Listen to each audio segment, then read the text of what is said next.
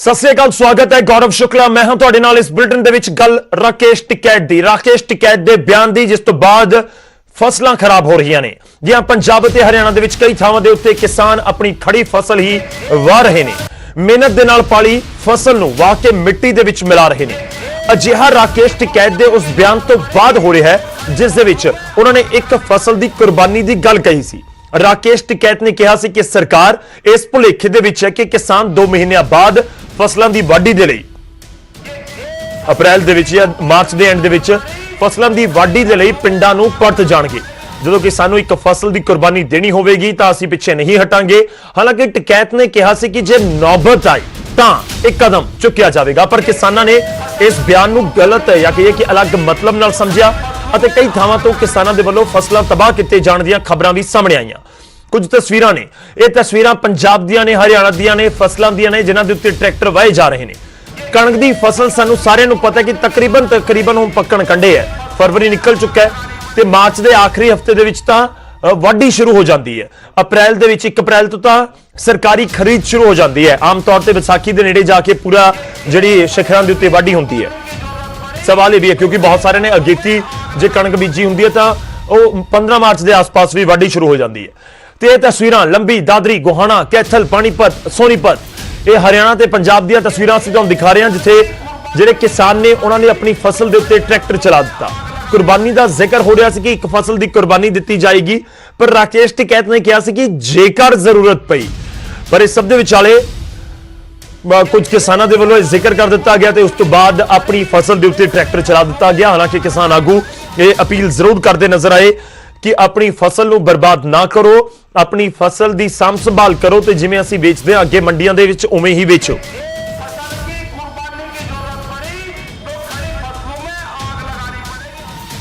हुण तुहानूं राकेश टिकैत दा बयान सुणवाउने आ जिस तो बाद किसान अपने हत्थीं फसल तबाह कर रहे हैं, जिस उत्ते हुण टिकैत सफाई भी दे रहे हैं।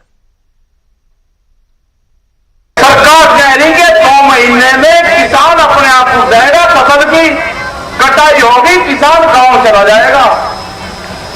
आपको हाथ उठा के करना पड़ेगा कि एक फसल की कुर्बानी की जरूरत पड़ी तो खड़ी फसलों में आग लगानी पड़ेगी। हटाओ, सरकार गलत फहमी बना रहे हैं कि किसान फसल कटाई पे गांव आएगा।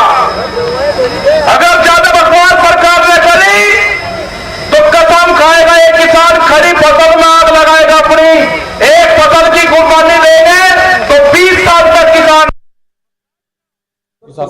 आपने बयान दिया उसकी सदर पे संसद से हरियाणा में इसकी शुरुआत भी होगी। आज कई किसान नहीं, उनको अपील करी किसानों को कि अभी ऐसे डिस्ट्रॉय मत करो, वो टाइम तो अप्रैल में होगा। और उसका पूरा रोटेट बढ़ा दिया हमने कि हर गांव में कमेटी बन गई, जो किसान आंदोलन में रहेगा उसके घर का काम नहीं बिगड़ेगा। तो पंजाब ते हरियाणा दे विच वख-वख थावां तो ये तस्वीरां सामने आईयां जिथे किसानां ने अपनी फसल वाह दित्ती। तो इस विचाले सवाल यही है कि अजिहा बयान क्यों दिता गया राकेश टिकैत दे वल्लों, जिस दे उत्ते हुण यू टर्न भी लैंदे नजर आ रहे हैं या फिर सफाई दे रहे हैं।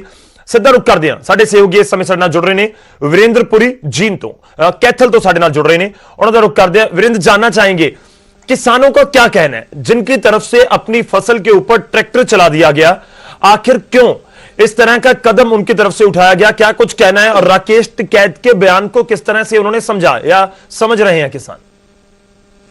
देखिए गौरव, किसानों के लिए जो अपनी फसल है वो बच्चों के समान होती है। उसका पूरे 6 महीने तक उसका लालन पालन करता है और उसके बाद जब वो पककर तैयार होती है तो उसकी कटाई की जाती है। लेकिन जब किसान अपनी ही फसल को नष्ट करता है तो कहीं ना कहीं उसके पीछे जो कारण है वो बड़े रहे होंगे। तो मैं दिखाना चाहूंगा गौरव, ये वो खेत है जिसमें एक कैथल के कैलरम गांव के किसान ने ये जो अपनी गेहूं की फसल है वो इसके पास 2 एकड़ जमीन थी, उसने लगभग 1.5 एकड़ जमीन जो है उसको जोत दिया है, पूरी खड़ी फसल को बर्बाद कर दिया है।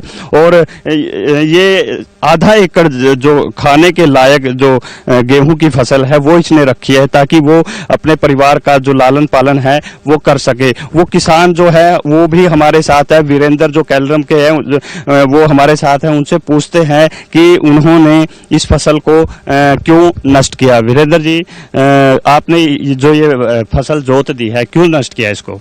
भाई हमारा किसानों में रोष था। ये गूंगी बैरी सरकार है, इसको जुगाने लिए हमने हमारी फसली बहा दी।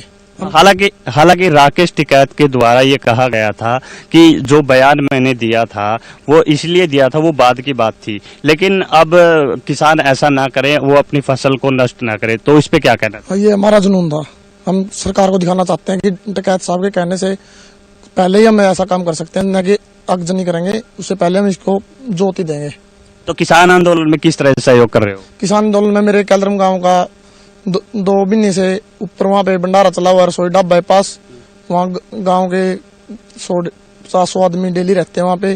जिस तरह एक सप्ताह के बाद एक दूसरी ट्राली चली जाती है, सप्ताह 2 ट्रैक्टर वहाँ रहते हैं, 2 फिर सप्ताह बाद वो आ जाते हैं, वो चले जाते हैं। तो अब जैसा कि फसल आपने खिलाव कर दिया, तो अब परिवार का गुजारा, जो पशु है उनका गुजारा कैसे चलेगा? पशुओं गुजारा हमारे पास घर के 2 किले, आधा किला ही खाने के लायक रहेगी, 2 किले और हमने ठेका भी ले रखा है मेरे आई है। पशुओं के लिए हम दूध का काम करते हैं। तो अब जैसा कि बात यही आ गई, तो दूध के लिए भी कोई फैसले लिए हैं, वो उसके बारे में क्या? दूध के लिए फैसले ले लिए।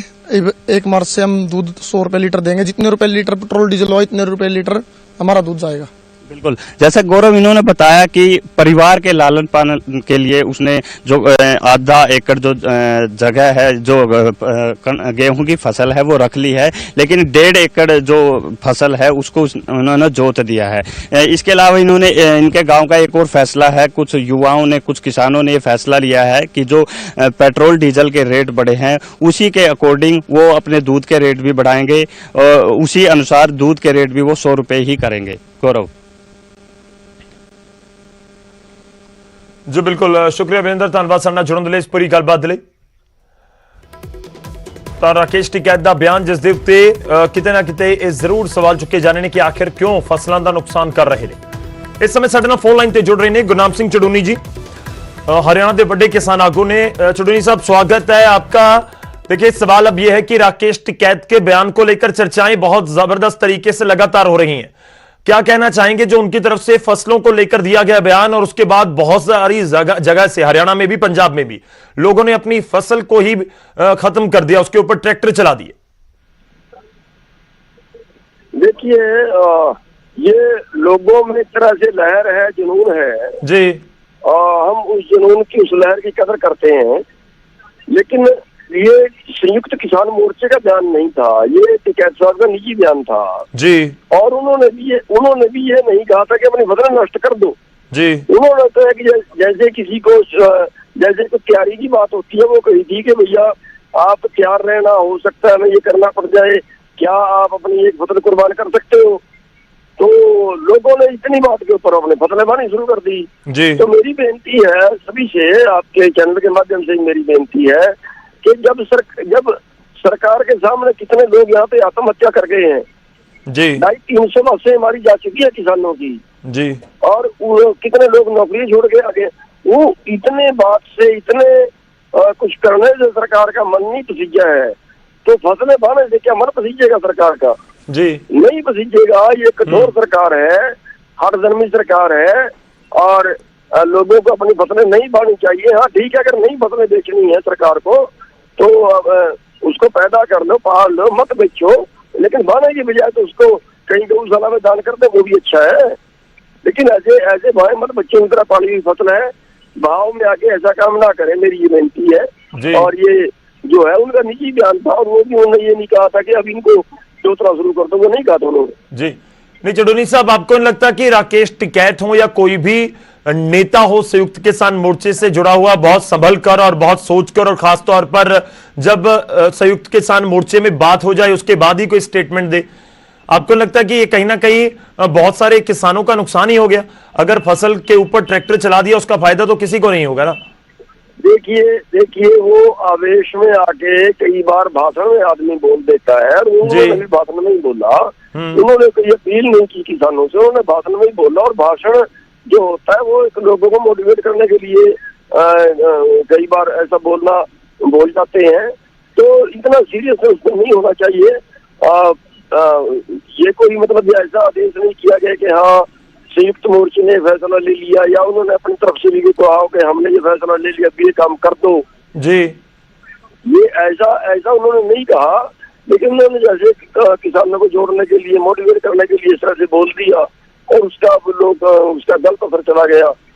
तो हमें भी अच्छा नहीं लगता, लोग अपनी फसलें जो बच्चों की तरह फसलों को पालते हैं उसको बाना पड़ जाए, हमें ही बहुत बुरा लग रहा है। और हमने अपील भी की थी, मैंने वीडियो भी डाली थी, तो कोई भाई आवेश में आके ऐसा ना करे। मैंने वीडियो भी डाली थी। चुड़ूनी साहब, आप हमारे साथ फोन लाइन पर थोड़ी देर बने रहिएगा। हमारे साथ इस समय हरियाणा बीजेपी से ही रमन मलिक जी भी जुड़ रहे हैं फोन लाइन पर।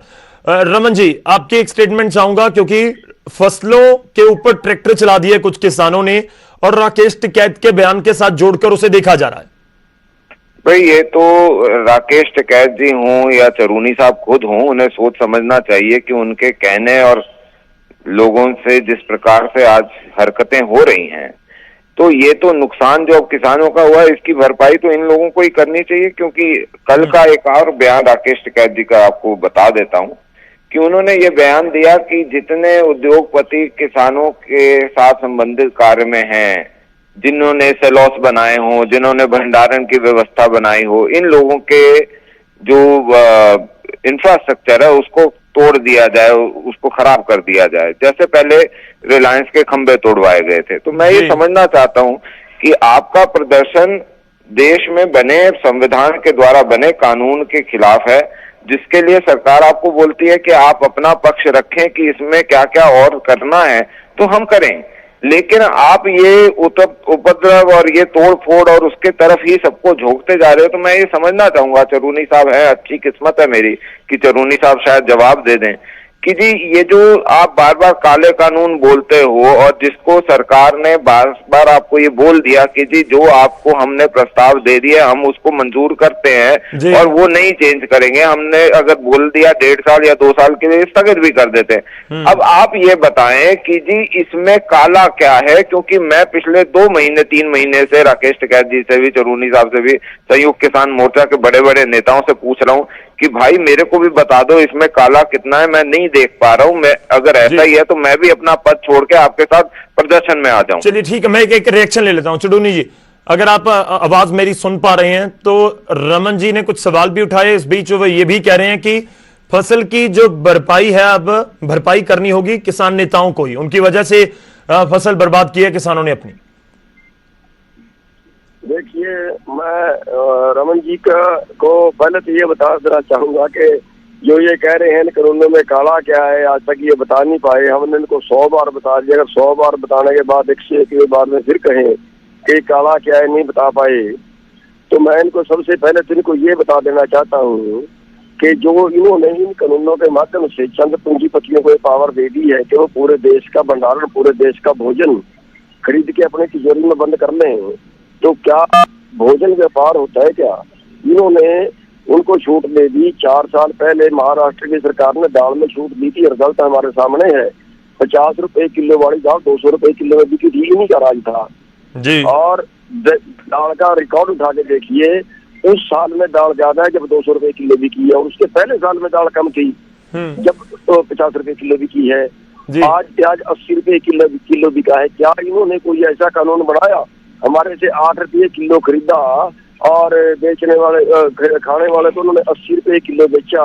कोई इन्होंने कोई आज तक अधिकतम सीमा बनाई क्या? बिल्कुल 8 रुपए किलो में लेके आके 15 में 16 में दुगुना में बेच। जी चुड़ूनी साहब रहिएगा फोन लाइन पर, थोड़ी सी लोगों तक बात पहुंचे। आप क्या कहना चाह रहे हैं और बीजेपी के क्या तर्क है?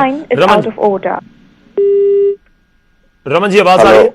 हाँ जी जी जी जी। मैं सिर्फ इतना बताना चाहूंगा कि ये जो अधिनियम आया आवश्यक वस्तु वाला जी, अगर ये ना होता तो जिस प्रकार से प्याज के भाव उठे थे अगस्त सितंबर में, वो ऐसे ही उठे रहते। लेकिन इस कानून के आने से फर्क ये पड़ा कि वो प्याज जो 8 रुपए 70 पैसे उठ के यहाँ 80 बेच रहे थे, उसमें इमीडिएटली पाबंदी लगी स्टॉकिंग पे और भाव एकदम कम आए। ये एक नियम का फायदा आपको गिना रहा हूं। जहां तक ये दालों की बात और दूसरों के करें तो चरूनी साहब ये भूल जाते हैं कि जिन कांग्रेसियों के आगे वो सलाम बजा के आते हैं, उन्हीं कांग्रेस वाले भूपेंद्र सिंह हुड्डा और रणदीप सुरजेवाला ने अपनी कॉन्स्टिट्यूएंसी में, जब भूपेंद्र सिंह हुड्डा मुख्यमंत्री थे और सुरजेवाला मंत्री थे, तो अदानी से सेलॉस बनवाया था। यही पंजाब के सरकार ने 2006 के नियम के अनुसार प्राइवेट मंडी खोलने का रास्ता खोला था। 12A में 2006 में उन्होंने ये बोला कि आप कोर्ट नहीं जा सकते। करारबंद खेती यहाँ पे 2014 से पहले हरियाणा में होती थी, 2013 के करीब वहां पे भी पंजाब में भी हो गया, उसका कानून बन गया। तो ये चरूनी साहब, ये सारे जो राकेश टिकैत हैं, उस समय कहाँ गायब हो गए थे जी। आज जो ये बात कर रहे हैं, और आज भी सरकार ये कहती है कि आप जो 1450 करोड़ किसान परिवार हैं, उनमें से अगर किसी थोड़े से लोगों का कोई विषय है तो भी हम बैठ के उसको बातचीत करके, उसको समझ के, समझा के हम उसको ठीक करेंगे।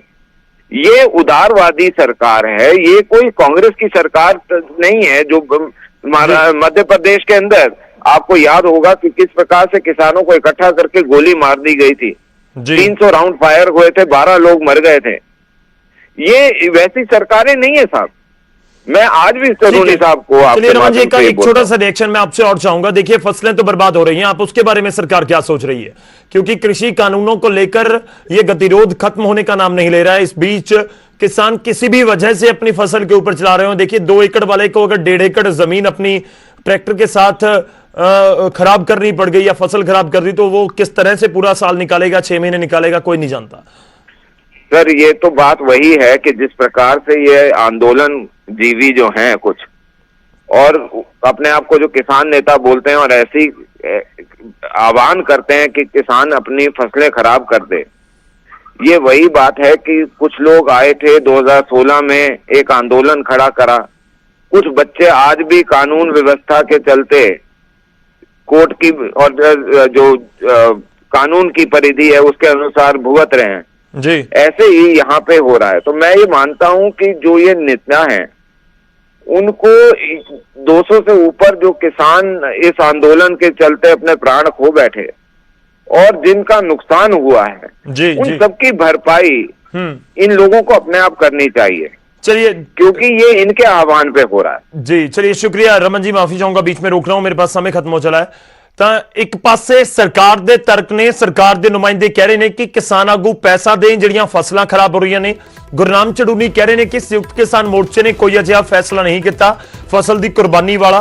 ਪਰ ਸਵਾਲ ਇਹੀ ਹੈ ਕਿ ਰਾਕੇਸ਼ ਟਿਕੈਤ ਨੇ ਫਿਰ ਗਲਤ ਟਰੈਕ ਫੜ ਲਿਆ। ਬਿਆਨਬਾਜ਼ੀ ਉਹ ਇਸ ਤਰੀਕੇ ਨਾਲ ਕਰ ਜਾਂਦੇ ਨੇ ਕਿ ਫਿਰ ਲੋਕਾਂ ਤੱਕ, ਕਿਸਾਨਾਂ ਤੱਕ ਪਹੁੰਚਦੀ ਹੈ ਤੇ ਉਹਨਾਂ ਦਾ ਨੁਕਸਾਨ ਹੋ ਜਾਂਦਾ ਹੈ। ਸਵਾਲ ਉਹੀ ਹੈ ਕਿ ਭਰਪਾਈ ਕੌਣ ਕਰੇਗਾ ਜਿਹੜੀਆਂ ਫਸਲਾਂ ਕਿਸਾਨਾਂ ਦੇ ਵੱਲੋਂ ਵਾਹ ਦਿੱਤੀਆਂ ਗਈਆਂ। ਛੋਟਾ ਜਿਹਾ ਬ੍ਰੇਕ ਤੋਂ ਬਾਅਦ ਕੁਝ ਹੋਰ ਖਬਰਾਂ।